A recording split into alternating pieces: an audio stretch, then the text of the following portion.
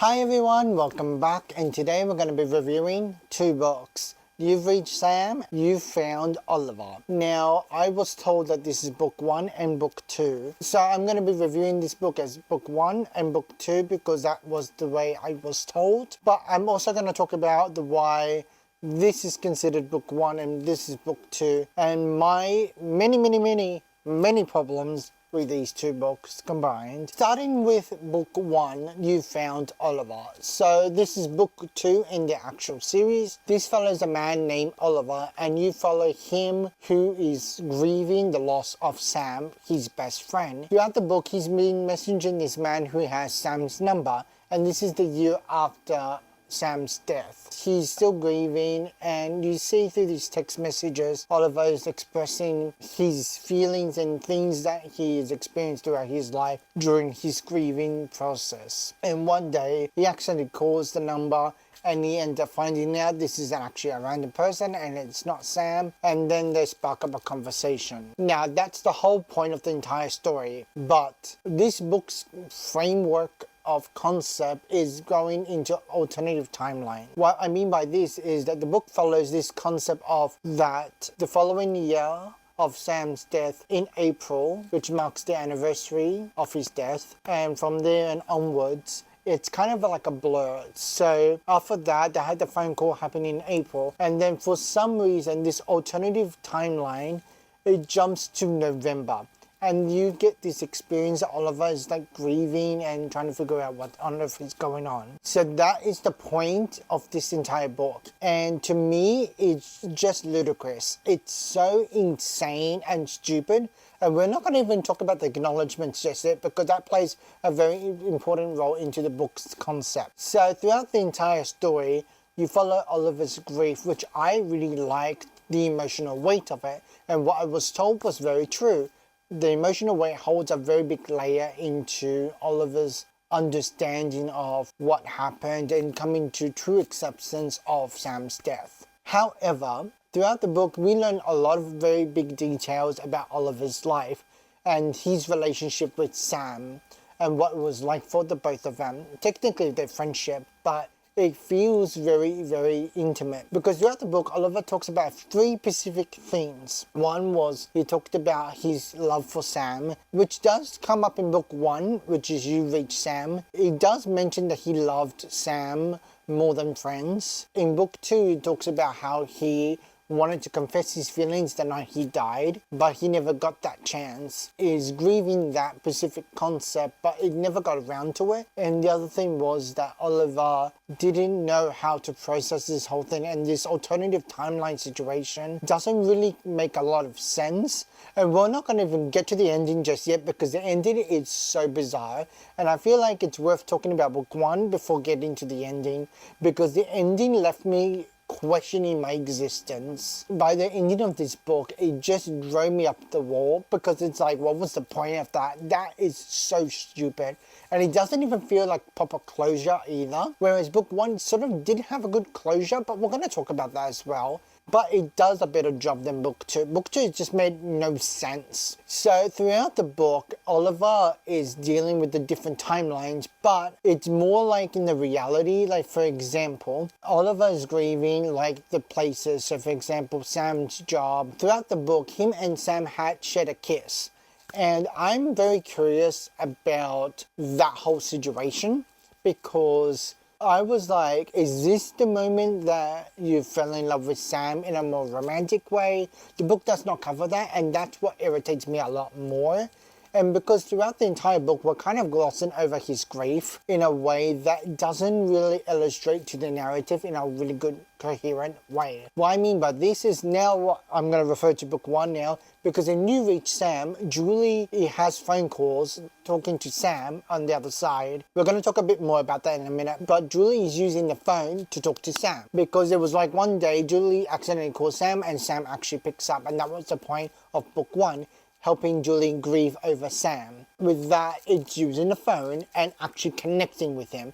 And I thought that was a really nice concept. I thought it beautifully illustrating the grieving and coming to terms with the death of Sam. Now, when we get back to You Found Oliver, the concept of the phone, it's still there, but the way it's been used as a device of grief does not make sense. I can sit here and say, I do understand the symbology behind it, like the concept of Oliver still going back in his grievances in April because it marks the first year of Sam's death, and dealing with the fact that like he has to face the reality that he's never going to have his feelings expressed or be able to finish his closure with Sam. And that's kind of the gist I was getting from this book. And I thought it was a really nice concept, but the execution for some reason is not there. And this is where I'm starting to have a very big issue with the narrative choices that this author decided to put into these two books. So for example, my rating of this book is going to be very low. So my emotional rating for these two books alone are like a 9 out of 10, sometimes a 10 out of 10, like it's between those two, because it has a very beautiful high emotional depth to the book and what it's like for these two characters, specifically Julie and Oliver, and seeing how they grieve. I thought it was beautiful. I liked it, because the rest is so negative and it's so ridiculous to the point where it makes The Island of Missing Tree, another good book about grieving, is much better by a long shot, because it's like, what was the point of that? That is You Found Oliver. And I'm going to talk about the ending in a bit as well, because it's going to be connected to You've Reached Sam, because those two plays a very important role, and we're going to talk about this. So to start off with the book entirely, so I read the narrative structure of this book, the writing, the way it's presented, the structure. I give it about 2 to 3 out of 10. 3, it's just being generous. It's mostly a 2 because I do like the concept. I like some of the characters in both of these books. And I do like them. They bring a lot of coherency to the story. It gives a lot of layer. And it's often the side characters that give the highest form of layer to the story, where the main characters, not so much themselves. Only the grieving is the highest version of it. But if you take away the grieving, it's very one-dimensional. But You Found Oliver is a little bit more better. That's why I gave it a 2 to 3 out of 10. Because in You Found Oliver, it's more higher in the sense of characters and personality, whereas You Reach Sam, it's very different and very less in depth and very one-dimensional. So we're going to talk about You Reach Sam. Now this book is the worst thing I've ever read. I've read worse books than this. For example, I've read Captive Prince, and that was a really, really bad book. Comparing that to this, that book is way worse. But this book has some great grieving concepts that I enjoyed. But we're going to talk a little bit more on the issues with this book. You've Reached Sam, like I said earlier, it follows Julie one day calling Sam's number, and Sam actually picks up, and they go through this entire ordeal together. Now, what I will say this is that Oliver doesn't come up in this book a lot, and I was told when I read You Found Oliver that a lot of the other layers and issues that I cannot see the answers to will be answered in this book. And I just want to say, for those who have said that to me, you are dead wrong. And if you've read both books, you would see it too. If you don't, that's okay too. It's okay to acknowledge it, and it's okay to enjoy the books as you see fit. However, to me, I dislike this with a passion. It doesn't make a lot of sense, and especially with You Reach Sam, Julie is the worst character I've ever come across in the sense of her personality. So what I mean by this is she's a very one-dimensional character. Besides the fact that she is grieving and talking to Sam,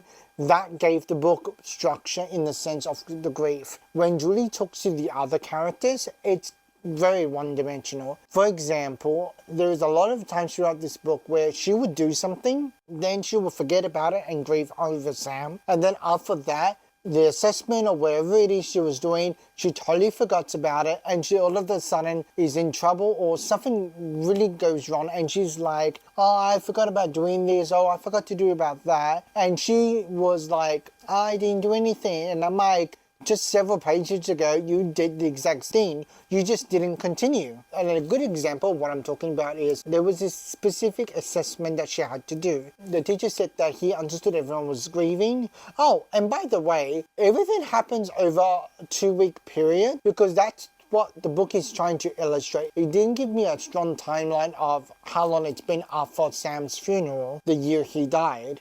and what happens after that. Because in book 2 you found Oliver.